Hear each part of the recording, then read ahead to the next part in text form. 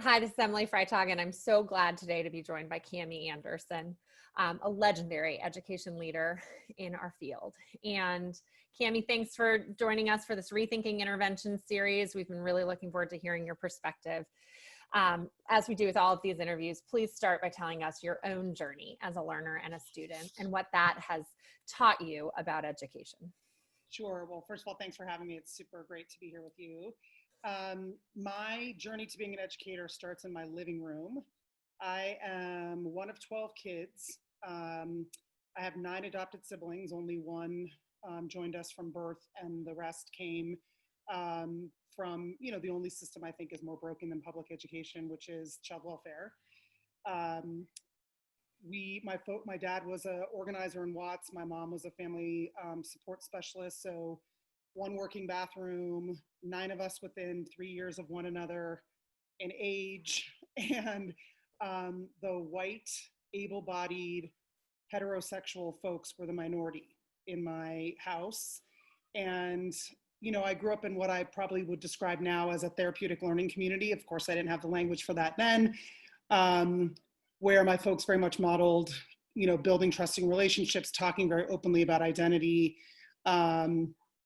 race, ableism, restorative circles when, an incident occurred, and just self-awareness in general. So I say that to say, and I was keenly aware at a young age that school was different for my non-white siblings who also had disabilities. And, I just, from a very young age, saw that was incredibly unfair. And really my journey to join Teach for America and ultimately to being in this work all these years, many years, really just my North Star has always been what would a school system look like where all of my siblings and now all of my nieces and nephews, who are also a diverse and awesome group, really thrived and excelled. And that's what's driven me from the beginning, and it's what gets me up still to this day. So really my sort of learner journey is really about my family and my living room. And as I say, I bring my living room with me everywhere I go. It really keeps me honest and keeps me focused on what's right. Wow, incredible story. So across your experience as an education leader, as a researcher, as a thinker, as a practitioner, what do you feel like you have learned works? So I have always been very focused on what I call the fourth leg of the stool, which is sort of anything that you can't categorize as high quality, rigorous, culturally competent content, right? So I believe in that. I think it's critical. It's obviously without it, kids can't learn. Operations, sort of making sure your classroom and your school and your district, has the trains running on time, has good budget systems, et cetera. Talent, so right people, right seats, right job description. So those 3 things to me are critical.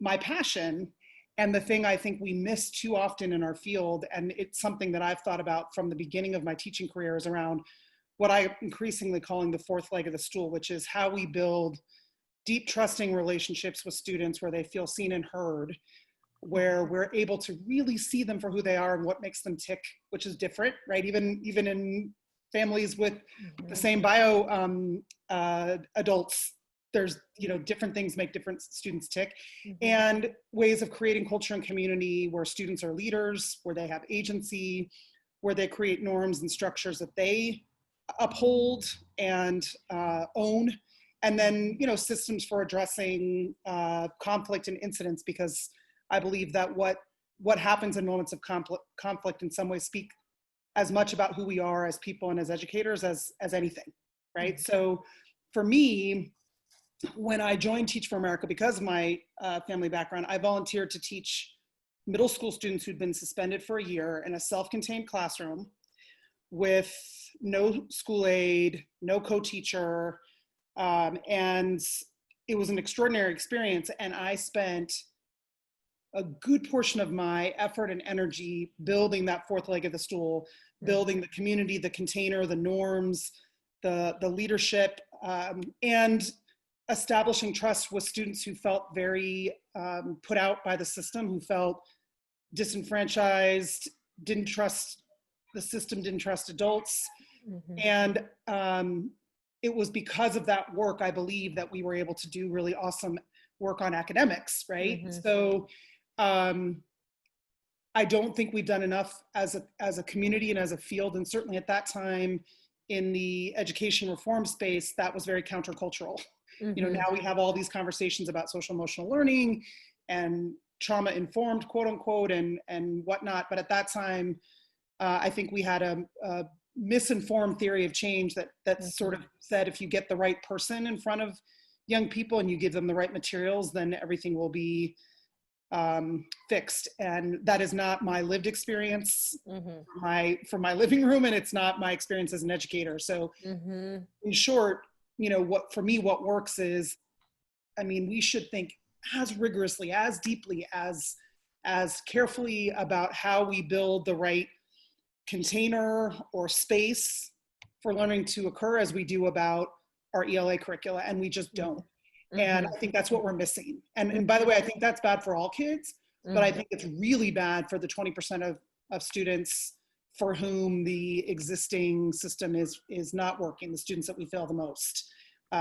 It'll lift all boats when we do it well, but we will not reach the young people that we're all currently failing, including our highest performing schools, unless we figure out this piece.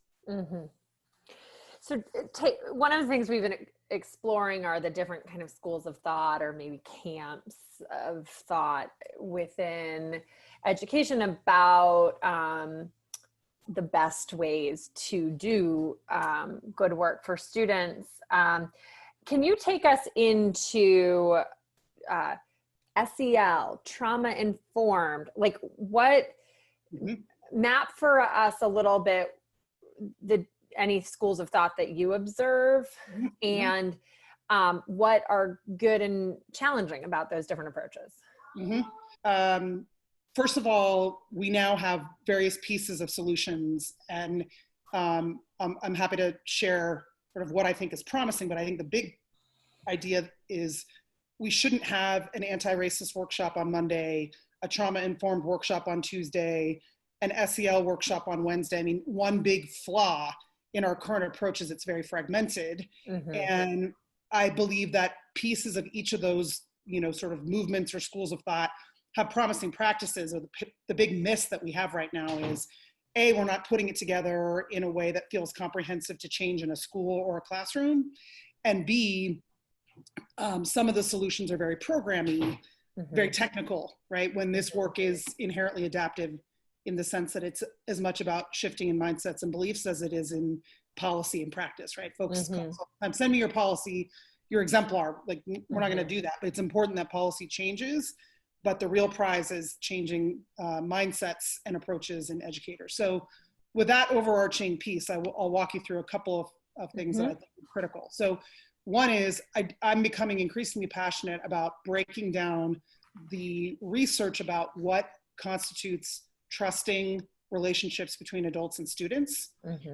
We take for granted that folks know what that is, and it's not. It's hard, and we're not their friends, right? And yet we are authority figures, and with a real focus on how power and race and other identities play out in forming those bonds, and sometimes in perpetuating, you know, biases that exist in society. So one concrete thing is really unpacking, what does that mean? How do you become incredibly self-aware as an educator about from whence you speak and how that interacts with students? And how do you just make a real purposeful study on, as a school building, everyone prioritizing the deep trusting relationships in the context of anti-racism and also other biases that are perpetuated. So that's one piece, right? So, and we're not doing enough of that well. Frankly, there's not, I can't point you to a great model. We're still learning even how to unpack that. And what doesn't work is saying, well, the guidance counselor has to be good at that, or we're going to, the school resource officer has to be good at that. Everyone has to be good at that. Every educator in the building should be coveted and trained and supported around that as much as they should around writing a good lesson plan. So that's one, right? We have the relationship piece. The second piece is really thinking through the norms and structures within the building that allow students to lead and create their own spaces. So things like therapeutic learning centers that are where young people can run affinity groups and have open space to talk to one another, things like having peer mediators, peer coaches who are trained in how to de-escalate conflict and also to model for other young people how to be in the space. So just lots of ways of thinking about culture and climate, both within individual classrooms and also within the school, that have lots of norms that are mutually reinforcing, that are not, imposed by adults and that come with either you do X or we're going to do Y, which is not actually how behavior change happens. It's actually not a recipe. I share with adults all the time. Think about a time where you wanted to get in better shape or you wanted to lose weight. Like, here's how you didn't. Here's what doesn't work, right? Someone is in your face shaming you every time you eat a brownie or miss your workout. Someone saying to you, you're going to lose 10 pounds, and if you don't, we'll put you out. So it's antithetical to behavior change. So that's norms, right? And then the third piece is just making sure that we have good, high quality content. And this is where SEL comes into play, to allow students to learn and practice and internalize habits of mind that are useful. So everything from, organizing themselves and their time, to managing and mediating conflict, to, being active upstanders, teaching students what that concept of being an upstander is. As an example, teaching a student to be an upstander, which places like Facing History and Ourselves and some pieces of restorative justice is actually more successful in stopping whole school incidents than adding more police. Because when young people feel they have the language and skill set to be an upstander, to uphold values that are shared in common, they're far more likely to prevent something from happening or to engage adults before something gets to the point of no return. So those three buckets, right? The relationship piece, the sort of cultures and norms with students as leaders, and then, the piece curriculum that I was just discussing around content. And by the way, I'm cautiously optimistic that the SEL space is like evolving. I will say that the quality of the content in that space has been very low for a long time. And it has been very thin on cultural competence and anti-racism. That is starting to change. And I'm glad for that, but that's new. So we have to be real about that. It's a market that's ripe for disruption. Even in my own house, when COVID hit, I went looking for online resources that I could engage my own son around anti-racism and, history that is scrubbed out.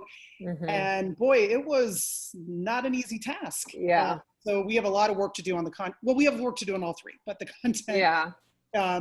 Well, and I know a lot of interesting conversations about how we imbue effective SEL curriculum into also academic content and curriculum. We've had several conversations in the series about that.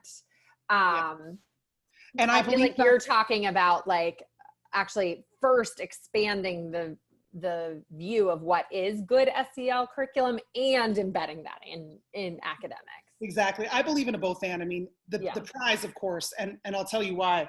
When both as a teacher and in several of my roles running large systems, there is power to having a dedicated time where you break down what are the skills and competencies that you need in order to manage conflict, as an example. What are those, what are those skills? How do you practice them? What's the language around it? You need dedicated time for that. And to your point, when you actually are that precise and skillful in teaching the non-academic skills, then it makes it so much easier to reinforce and integrate it when you're, say you're reading a novel or a particular moment in history, right? You're explicitly making the connection.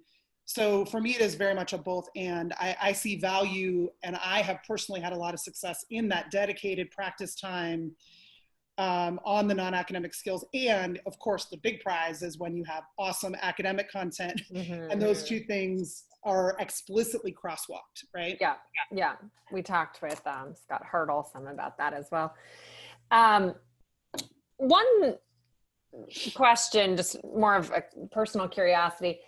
I think there's really important conversations happening right now about the notion of standards and assessments generally, and kind of where they came from, what they do to reinforce power, whether they are useful as constructs. And yet they are so dominant, of course, in guiding how educators think about their work and spend time. Either in New York or in Newark, are there any moments or in your teaching like where you felt like there were clear standards for what that integrated SEL and anti-racism view like could be, that we could use to manage towards the same way we do for math learning? Like, is that a useful discussion even at all? Or do you feel like there's a different way to think about aspirations for this fourth leg of this? It's an awesome question. I wish I had some fantastically packaged answer, but I'll give you my honest answer. Yeah. So when I first became superintendent in Newark, it was right when Common Core was sort of rolling out. That's right. And we did a bunch of focus groups. We even did a poll, and we involved a bunch of folks in the community. And that was a very popular and desired change, because it gave, for two reasons. One, it uncracked the code. It sort of said, here's like, in the absence of there being clear national standards, right, then the folks with access to power are going to keep it, because no one sort of said, here's this, here's the sort of roadmap. Now everyone can travel it. It's all based on some unwritten code of access, right? So, and the other was college readiness and academic rigor in Newark among families was wildly popular. Folks would say to me very bluntly, listen, we understand that in order to break intergenerational cycles of poverty, our young people have to gain real academic skill and go on to other learning. So as a notion, to have something really specific, what do students need to know and be able to do in very plain language, and how do we make sure that it's not rote memorization, which is what the prior standards movement, I think, perpetuated. That was very popular in Newark, and it was a very powerful thing for us to rally around. Now, having said that, it did lack, those standards lacked two things. One, it sidestepped the notion of anti-racism, and both in the ELA standards, math's sort of different, and it didn't steer into history for obvious reasons, right? We have this complexity of states' rights, and that sort of steers all the way into how do we teach American history, and so it didn't address that, and I understand why, right? This is for a good reason, but I think we fundamentally do have to address that. So as an example, in Newark, even the history of the way folks understand the rebellion in Newark, which some folks call the riots that didn't grow up there, and what happened around race and systemic oppression. So we did lay out a set of standards to create a whole new set of content around Newark history, because it was so poorly taught there and frankly nationally. So that's sort of on the academic content. On the social emotional or non-academic, I struggle with what to even call them, because social emotional doesn't feel right. Character feels very big brothery and weird. So anyway, we call them personal success factors, which is actually a term we just made up. So if anyone Googles it, they won't find it. But we call them personal success factors because we found any other option sort of problematic. And I'm sure that is too, but we need a new term.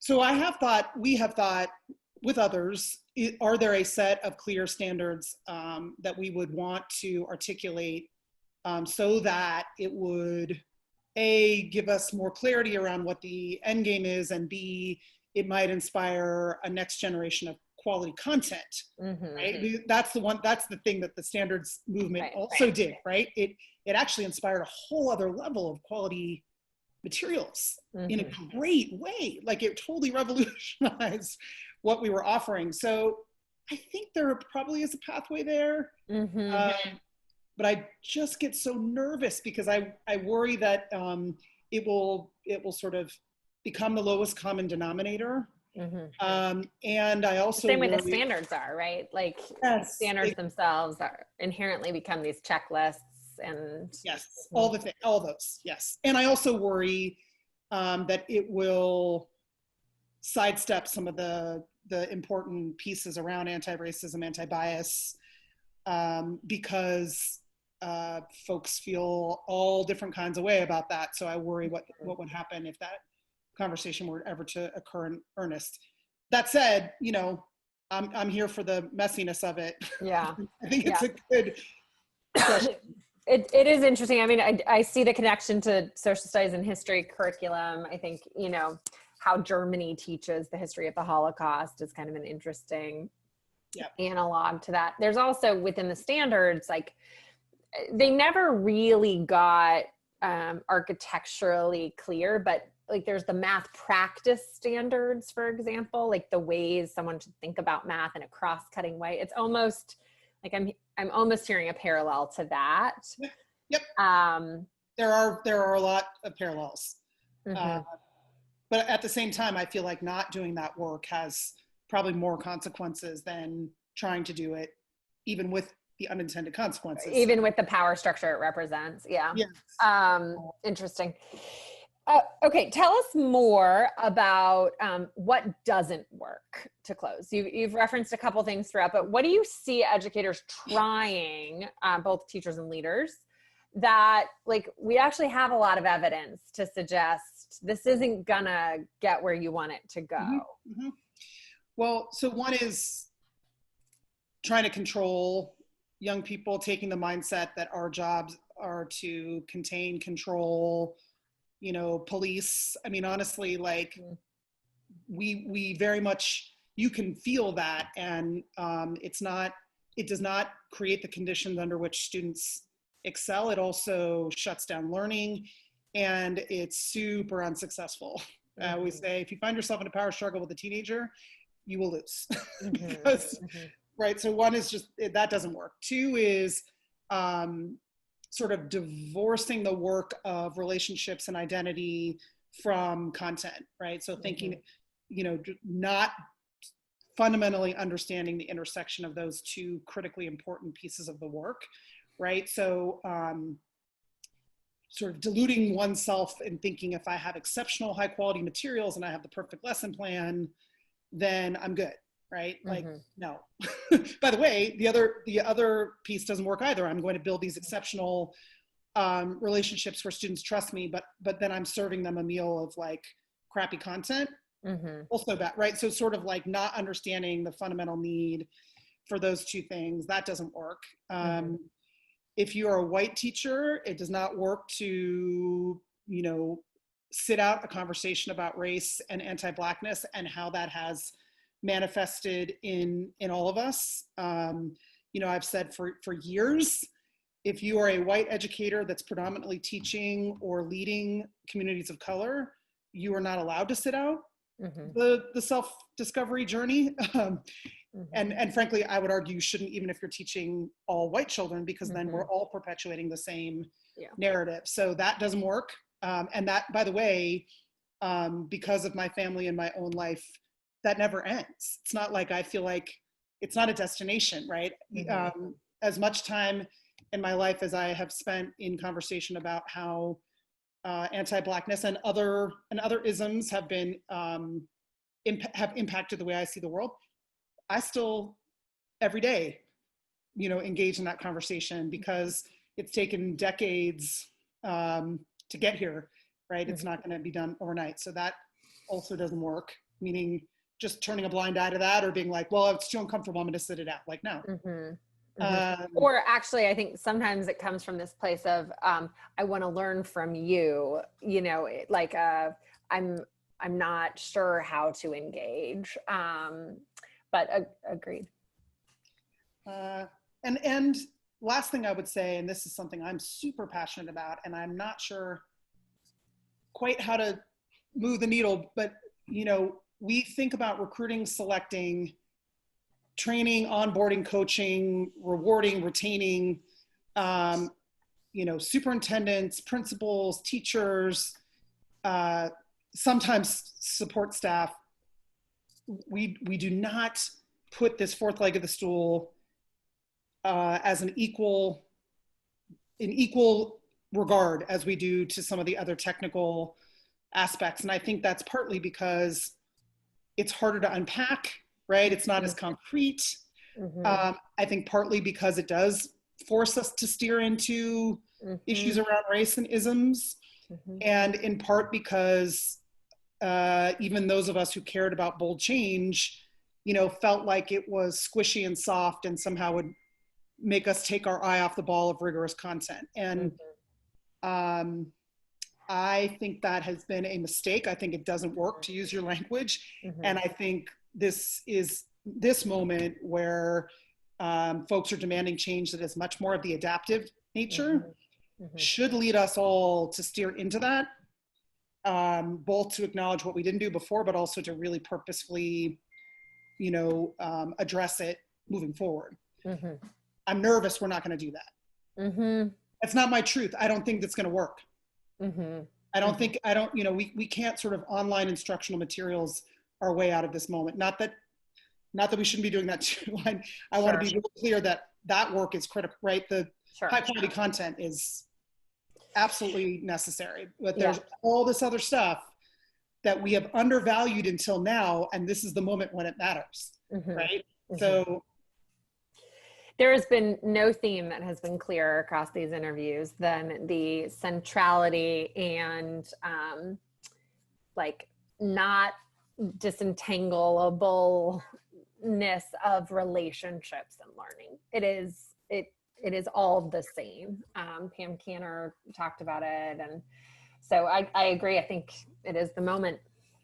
Right, and I would just add, and overlaid with you know, the real reality of anti-Blackness and other isms, and coupled with the lack of diversity in the teaching field, right? So it's the intersection of relationships and content, and in anti-racist, in the context of anti-racism and other biases. I mean, students with disabilities, LGBTQ, immigrants, you know, it is true, race is the most obvious, most egregious inequity, and we have plenty of other biases that play out in school. God forbid you're a combination of any of those things. But there are other biases that show up at our doorstep very plainly. I've learned so much from this conversation. Thank you so much for sharing, and we look forward to continuing to learn from and in community as we work to support schools together. Great. Thank you for joining, Cami.